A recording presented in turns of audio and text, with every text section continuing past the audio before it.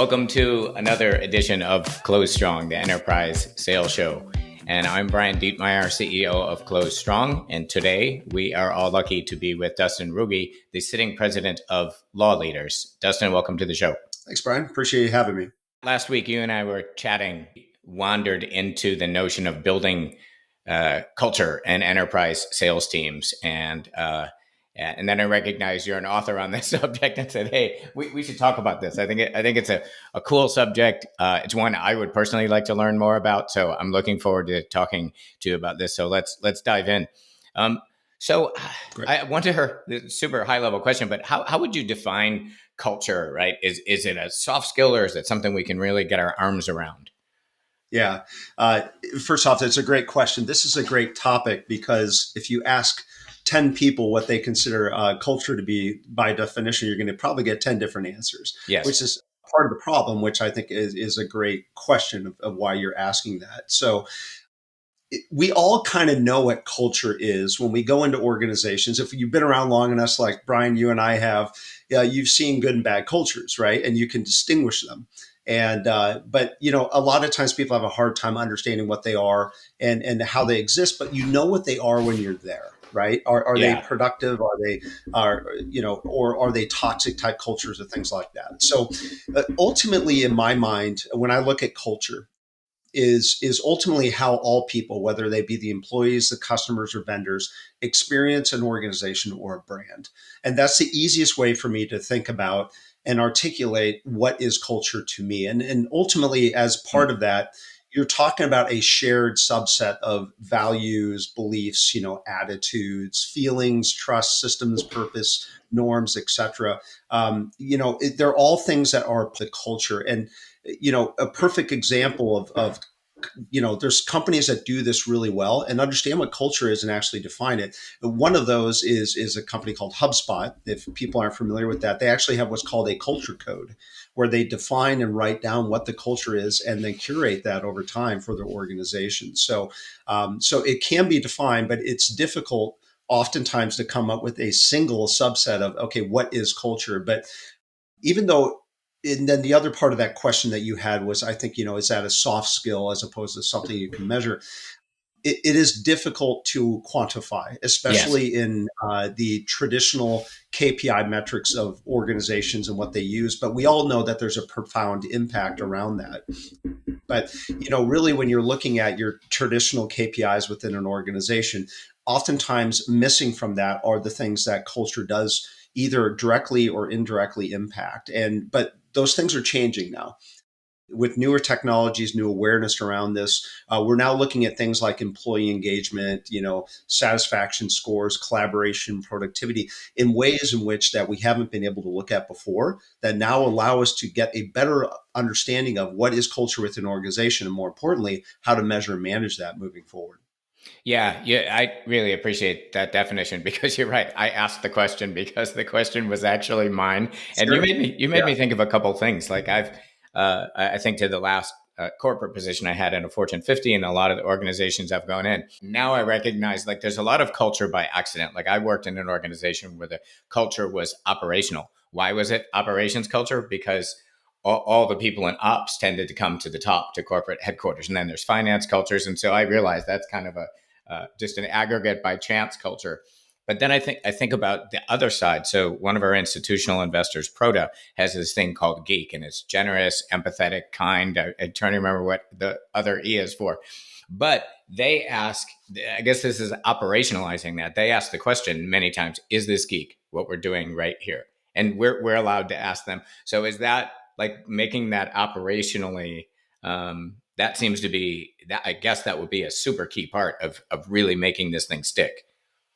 It is. And, you have to, going back to what you mentioned before, whether it's intentional or not, that's part of the problem within many organizations is good leadership, good cultures are built intentionally. Yes. and they're done so, and they're oftentimes a shadow of the leader that set those mantras in place. And let me give you a perfect example.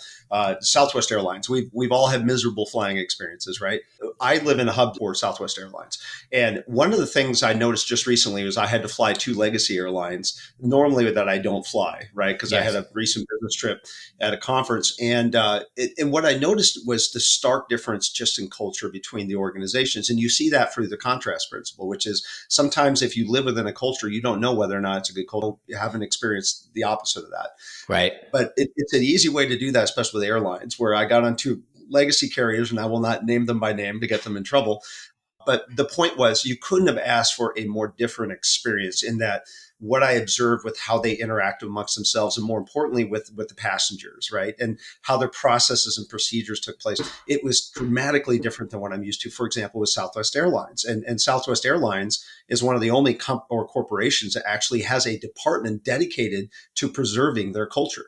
And it is something that Herb Culler Hmm. had, who was the co-founder of Southwest Airlines, instituted when he first started Southwest Airlines, and it still survives to this day, even beyond Herb Culler as their CEO.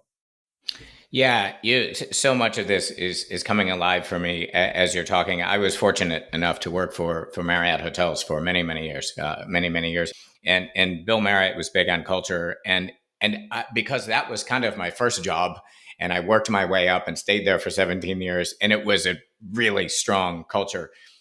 I thought that's the way every place ran, right? And then I went in and started consulting to other organizations with this mindset, But you're right. It came from Bill Marriott, and I believe one of his sons for a while was in charge of keeping that culture alive as the company grew. So yeah, you're helping me to gain clarity that this is actually a ton more tangible than.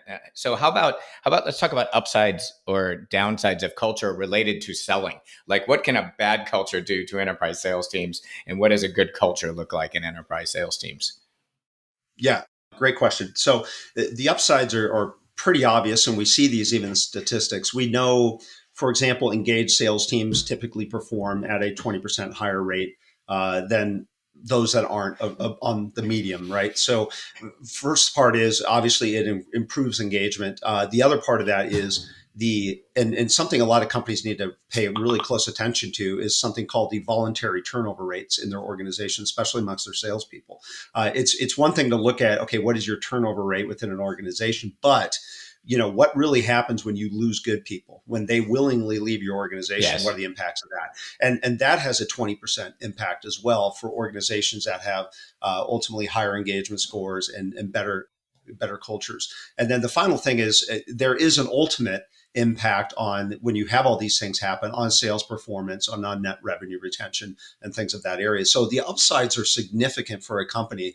Oftentimes they hire, and they see this despite that, but it is a integral component to the process of what they're trying to accomplish to improve the organization. Now, there are downsides as well. The downsides are pretty obvious when you think about what our organizations dealing with today. One of the facts that always stunned me years ago when I wrote, in fact, my last book for I Quit, was that 2/3 of employees right now are consider themselves not engaged in their work. So when you think about that, what that means from a productivity perspective, that's $1 billion, multiple billions of dollars of impact negatively on organizations. And then there's also that old saying that, people quit bosses, not companies. And when you Yes. think about what that means, there's also a opposite of that as well, which is not only do they leave bad managers, but they come to good managers. So, even though there's a negative impact on organizations, they can also use that as a strength if they build cultures and what have out there. So it's interesting when you look at a lot of these younger people now, when they're Googling and looking for places they want to work, they're actually Googling for companies with best cultures, because this Yeah. is what they want to join. It is a selling point for them. And then, finally, ultimately, the downside is where you see all the results of these problems, usually in productivity, profitability, and turnover costs, right? And you see those reflected in slowing revenue and downstream client retention problems. But unfortunately, a lot of those tend to be after the damage has been done, but the impacts are certainly there. And that's why smart organizations try to get in front of this, as opposed to ones that just get reactionary to it, and that's where they run into problems. I wonder, I'm becoming more fascinated by this subject as we talk. So so I'm going to ask you a rookie question. In my last business, like we had I don't know if we wanted to call it values. We're a company that's run by good people who are smart people. And that was always my dream. Like, can I surround myself in my corporate life? There's a lot of bright people I didn't like and a lot of people I loved who weren't that bright. I'm like, this is nirvana. Can we do both? And I remember about halfway through that business, I had a couple who were really smart and were bringing in a lot of revenue, but they weren't necessarily good people. And I had one of my teammates call me out and say, "What about the good people thing, dude? Like, why are they still here?" And I shot them both, and it was painful. And is that so? It occurred to me. I mean, is that can the culture be is like define the North Star as simple as like this geek thing or good people who are smart people, but then it's the actions that prove it out that make it legitimate. Can it be that simple as a statement? Well, it could be. I guess in my opinion, you could have the unicorn that is both, right? But Yeah. unfortunately, you have like right benders in organizations, and that's what makes organizational management so complex in today's business world, right? Is Yes. how to deal with these problems. In the end, though, you have to have values within an organization's an ethos of how you operate, and you don't have to be the brightest north star to have those. And I've even worked in organizations where, quite honestly, there probably wasn't the smartest person at the top or within these responsibilities, but they were the right people because they were the people that people wanted to work for. Yes. And oftentimes they were the ones that brought in even brighter people under them, which again is part of a great culture. Is when somebody's not intimidated by those that are working for them, but rather, and they don't want to be the smartest person in the room, but rather want to bring in those Hmm. people they know can make that puzzle work and make that organization more efficient. Interesting. Again, back to one of my few life heroes, Bill Marriott. Bill Marriott used to say every decision we make is either a withdrawal deposit into brand equity. And he talked to both associates and customers. And that was one of those ones where I won't go into the details, but I was in a meeting where we were struggling with a decision and he came in and said that. And we were like, boom, short term cash flow. We're going to make this decision that's going to hurt short term, but it's brand equity. So now I realize maybe that's why that brand equity was so strong or the culture was so strong there.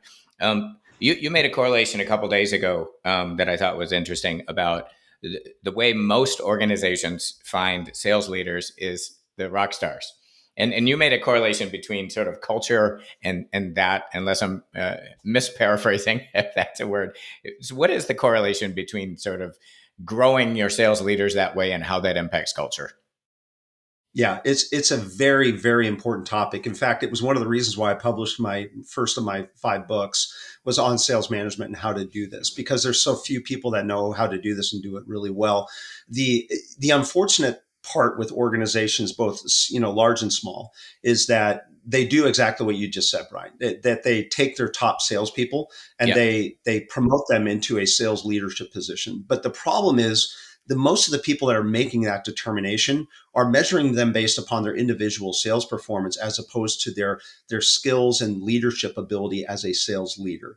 And the trouble with that is when they look at the skill sets, there are common skill sets amongst salespeople and sales managers, but there are a lot of different ones as well. And some of those different ones are really a defining characteristic of what makes a good sales leader and what doesn't. And let me give you some examples of that. And I write about this in my Yes. first book. What are the things that I look for example, and recommend that people look for when they look at sales managers? The first one is, do they work well and communicate with others? We know we classify salespeople oftentimes in certain buckets, right? And one of those buckets are things like lone wolf. You're going to have a Yes. lot of salespeople that independently operate very efficiently. But the problem is, can they do that collaboratively now? Will they be able to work with other people and support them and make them work well? Another part of great sales management is the ability to articulate the why of the business Yep. to the sales organization that you're working within. In other words, anybody could bark down orders, but the problem is, can somebody articulate that in a professional way so that your sales organization or your people actually understand what it is and why these things are happening, as opposed to just do this and just do that, right? There are other aspects such as, are they problem solvers as opposed to complainers? We all know the difference, right? Complainers don't make good managers.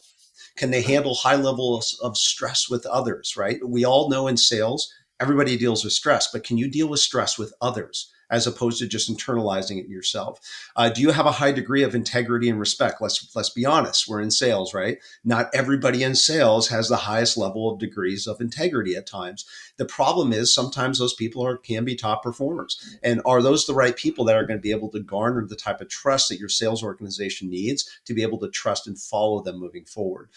Can they fairly manage people? The military, for years, the military has had rules about when they promote people from the enlisted ranks into the officer ranks, where they can't be an officer amongst their same units. And the reason why is, they want to make sure that there's fairness as well as respect within the ranks of doing that.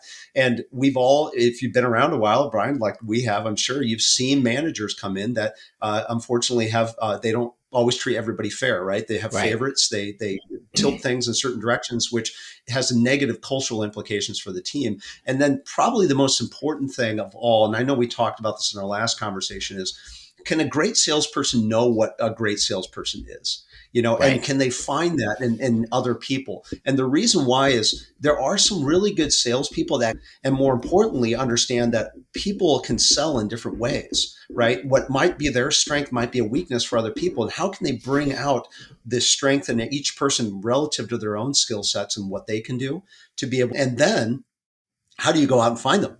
I often say, and I've wrote about this in my books, that your number one job as a sales manager is a recruiter. Your job is to build the best team possible. The analogy is with sports teams, right? What do? They have entire organizations going out just identifying talent that they can bring into their organization. That's your job. That's your responsibility. And you need to be doing that all the time in order to be able to find these people. And if you can't do that, it doesn't matter how good salesperson you are. If you don't have people under you that can't run the race. Man, I have so many questions for you. I'm given our limit, I really do. And it's funny too, because talking to you, Dustin, you're pulling me back to an organization I worked for with great culture, and now I'm realizing how they did that on purpose, right? And Bill Marriott used to say that the things that lead to success are the same things that will lead to your failure if you keep. And I think about this problem that almost everybody I talk to is we're promoting our best salespeople. And my boss, back when I got promoted to VP level, he said, you've been a rock star. That's why you got this job. Your job is now to develop rock stars. Right. And my head sort of exploded. Like I just summed up a lot of that conversation we were having and remembered Roger saying that to me and saying, wow, that's an entirely different skill. Right. But thing made me look at it differently. Well, and just to add to what you said, Brian, and think about a moment ago with Bill Marriott, right? He's looking at the long-term outlook of the business, the organization, right? Yeah. That's another problem that culture can help counteract. Is too often, especially in publicly traded companies now, we're very myopic, right? We're this month or the next quarter, or at most the next year. But a lot of these decisions have long-term implications that these people need to think beyond the short-term revenue gains or how they're being addressed in the KPI side. That's what leadership too is, especially in a culture like Bill's playing the long game, right? Yes. He understands what the organization's trying to do, as opposed to somebody who's just saying, you know what, I'm just trying to make sure I'm employed next year. Yeah. Yeah. And there would be a whole nother, as we say in the Midwest, a whole nother podcast on the relationship between public companies and reporting and culture, right? Those things somewhat at odds, which is the point you were just making. Are there any common mistakes people make as it relates to culture? Yeah, in my experience, there's a number of them, and we've already touched on one, right?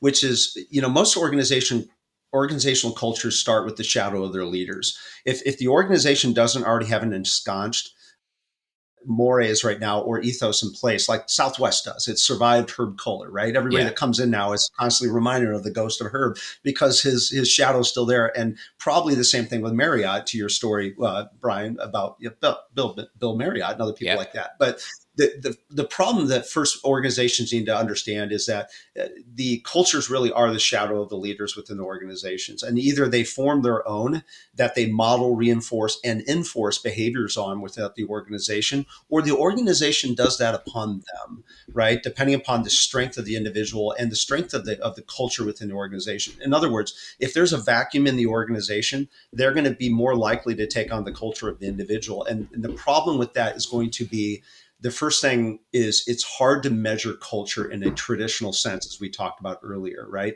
And then you often have to look about what are the long-term solutions that this solves in a short-term driven world, right? And then you've got the chicken and the egg problem with a lot of Yeah. senior management, which is where should this come in and at what levels and what causes what? And the other problem with this has to deal with, and I've seen this firsthand many times, is there's very little consideration given when hiring senior leadership around culture. In other words, they look at the hard skills or the experiences or the accomplishments of individuals and don't really give a good consideration as to how good of a fit individual based upon what we want to be as an organization culturally. And oftentimes we've seen the results of that, and it's a terrible mismatch, right? You could have all the talent in the world, all the hard skills in the world, but when you come in, if you don't have people that want to work for you, you're going to create a work environment, and then ultimately it's going to be too late. And a lot of companies try to measure this historically by running NPS scores and surveys, right? Everybody's done this. I'm sure everybody who's listening to this is probably shaking their heads. And most companies do this usually semi-annually or annually. And what I've found in my own experience is that not only are these scores too latent, in other words, these might be done 6 or 12 months after the damage has been done, but oftentimes the participation rates aren't good. And in toxic environments, people are afraid to actually provide Yes. feedback, which is Yeah. your first indication that there's a problem communicating. If you've got low participation scores on your surveys and your MPSs, that's your first indication you've got a Right. cultural problem. It's Is because your people first are, data point. Yeah. yeah, Yeah. exactly, because people are afraid to communicate Yes. openly and willingly within the environment. So a It lot of things there that break down. Yeah, it also occurs to me, you used the word enforce, which I wrote down, and also evidence. I feel like in listening to you talk about this, like you can have that stated culture, but it comes down to the behaviors. Like, are we making decisions that are filtered through that? That's the evidence. I think if people are going to buy in, at least for me, I'm going back to a place where I bought in, and it's because decisions were made. This wasn't a placard on a wall.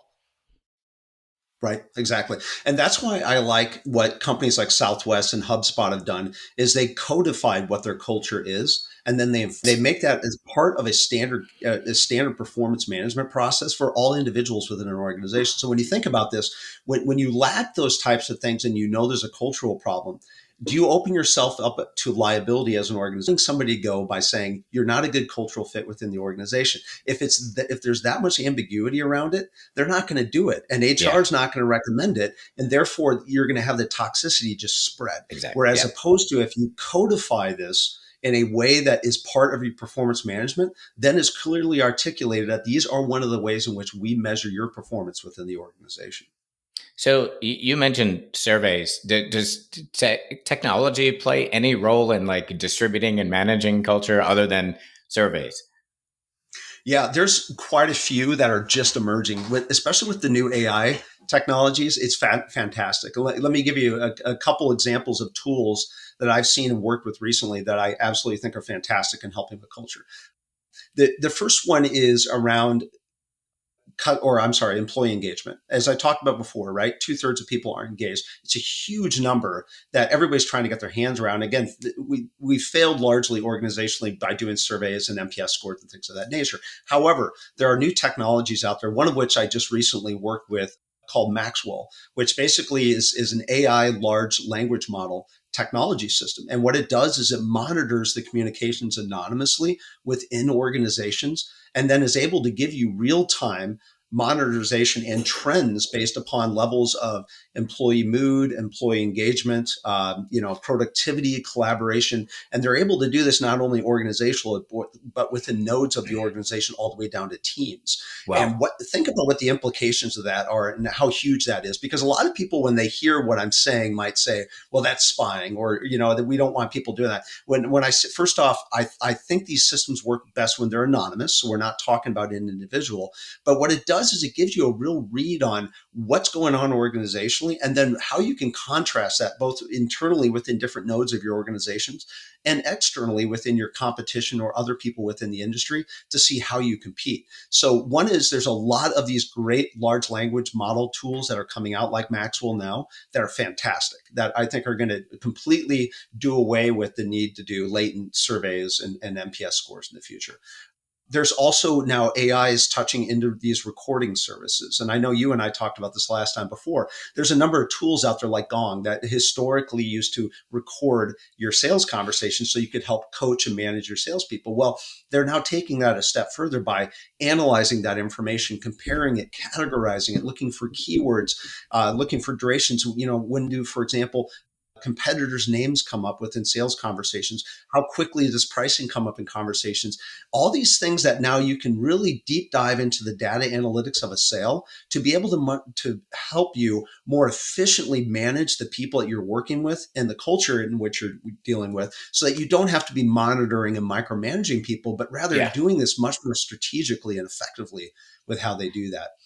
There's also other tools around incentives. Incentives aren't new, right? Incentives you can provide both internally and to clients.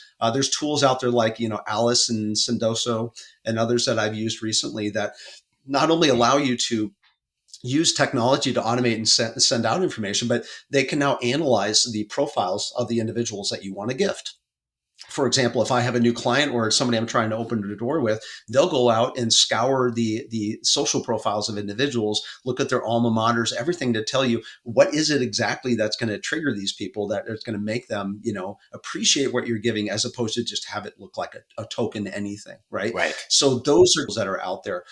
Another thing that I really like within organizations to do is also to continue the learning process for individuals. We know that employee retention is directly correlated to their ability to grow and get better within their sales role, or in this case, any role within an organization. So one of the best ways to do that is there's a whole bunch of online learning tools that you can subscribe to for your employees. You can even give them credits. So these would be credits, for example, that you can use for continual learning to continue to get better. Google started doing this a long time ago, where they even carved out times where they said, you have this amount of time as an employee to work on the things you want to work on, right?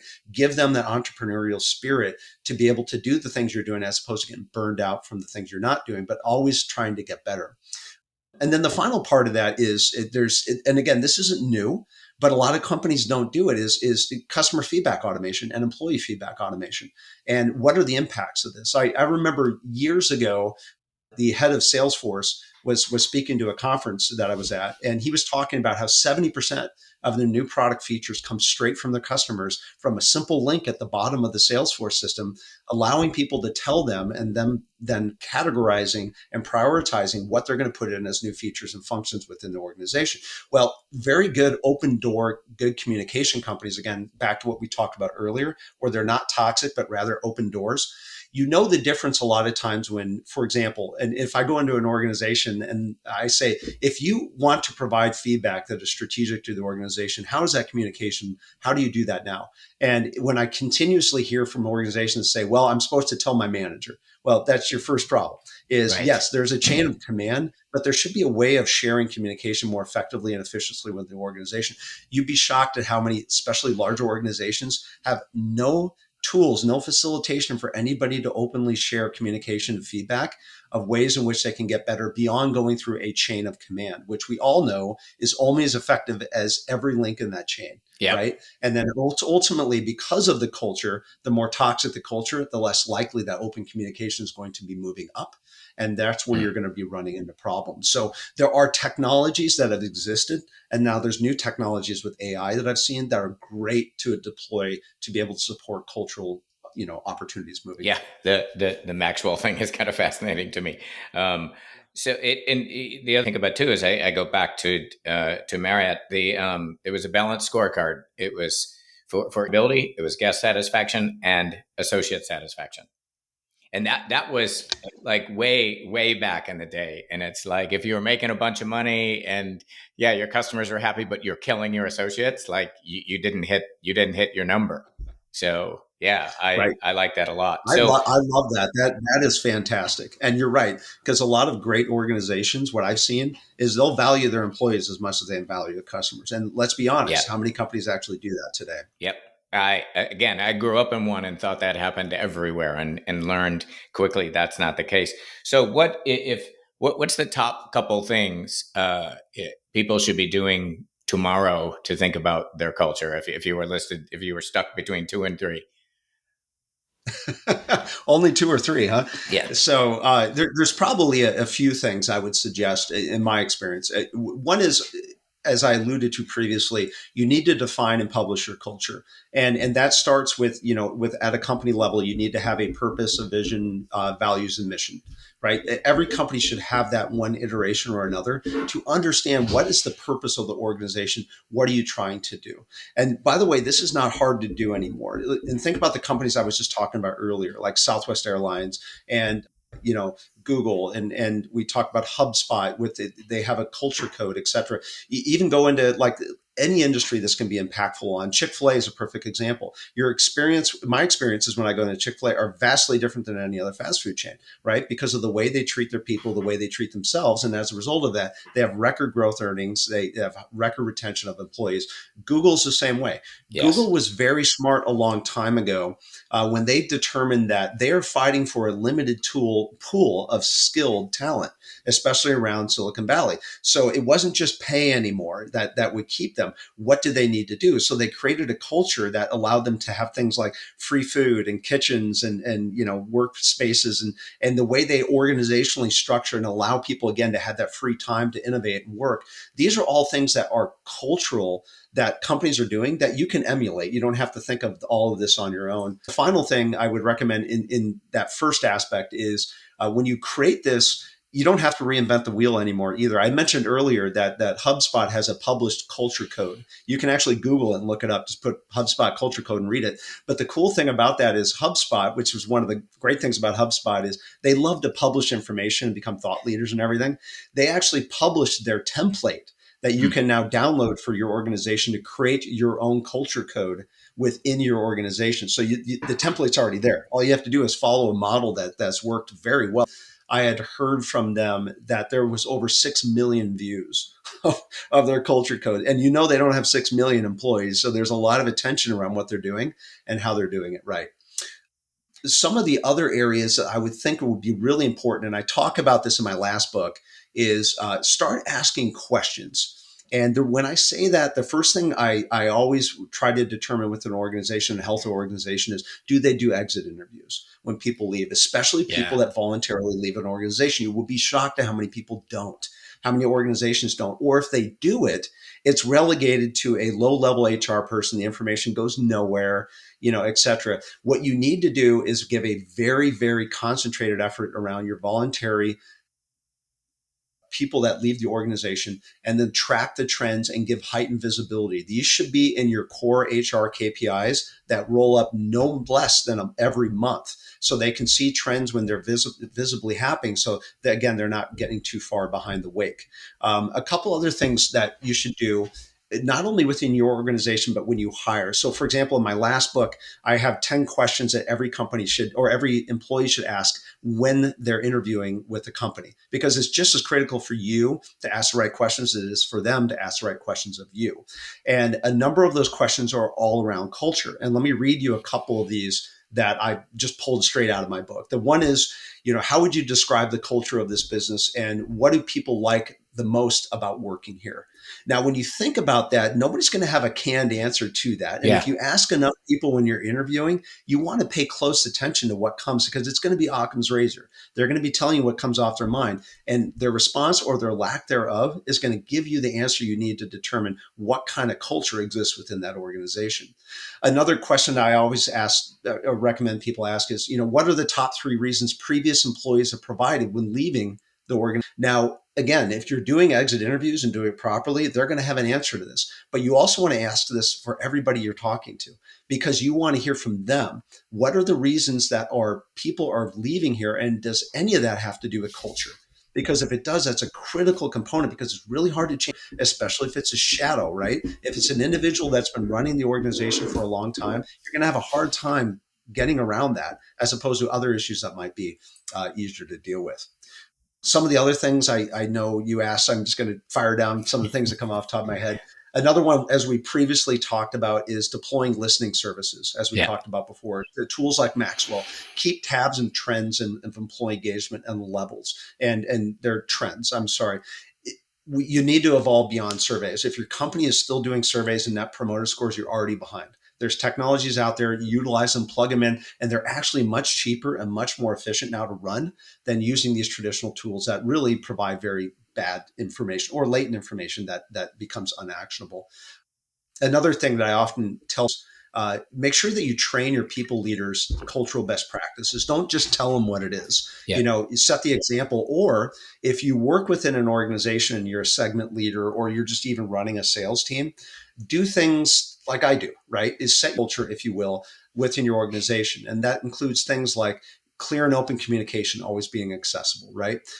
Having constant improvement and learning processes going on. Let me give you an example. When you have sales teams, one of the things I like to do every week is I always have a training for the teams. And it's always something to learn something new, something better, bringing in subject experts or even asking sometimes salespeople, you want to get better at something to train other people how to do it so that it forces them to learn because teaching forces learning, right? Give promotional team collaboration. So, do things like mentoring, put swim buddy systems in place, run sales contests. Salespeople are naturally competitive. They like to compete. And you should be able to give that within your own node to be able to make that successful. Celebrate achievement. A lot of organizations don't realize this, and this is from the context of sales, right? A lot of people don't realize that when they're working there, they're also building up their resume and their backgrounds, right? For example, does your company have a President's Club program? If not, why? And what kind of lift can you get out of this? I've done ROI models for companies on President's Clubs, and they were shocked to determine how much more revenue they can get just simply by using celebratory actions and accomplishments, because these are things that top salespeople look for, right? They want to be that person that achieves that. Showing sales stacks openly so that people can see how they're performing, giving recognition. And then one of the most important things I usually talk to about with people is make sure that your high level accomplishments that you're providing are non-mutually exclusive. One of the biggest mistakes I've seen companies do is they'll say, well, we're going to send only our top 5 people to President's Club. It's the worst way to build a culture, because what you're ultimately doing is instead of having them collaborate, you're actually having them compete against each other mutually exclusively. And they're doing that by not helping each other. And that's the last thing you want. So you want to set markers when anybody can potentially achieve that. Balancing act with your finance department as to how to do that, but it can be done and it can be successfully done. And then a couple final things are like customer value focus, right? Making sure that you're there's studies out that show that 3/4 of people indicate that reason why they buy is because of the experience of the seller, right? How much expertise was brought to the table when they were being sold to. So you want to make sure that they're articulating that well instead of just pushing products. So those are some of the things that when you're training sales managers about cultural best practice, those are things to look for that I utilize that you can either, document down or utilize in your own way that you currently operate within an organization. Yeah, this is as a layman just experiencing culture. Like, you've really made me think. I've been in both organizations where it is and it isn't, and it's crystal clear when you do it purposefully. So, the last question I have for you, Dustin, and it's Dan, our producer, may choose to edit this one out, but since I'm sitting here with a culture expert, I have a legit question for you. So I'm a football fan, maybe like a lot of people who might be listening, and I'm a fan. And we just traded away. We just traded away Justin Fields, who was a great leader, and the team really liked him. And now we're looking at the number 1 draft pick, and I'm reading some things about his leadership capabilities and how his past team felt about him.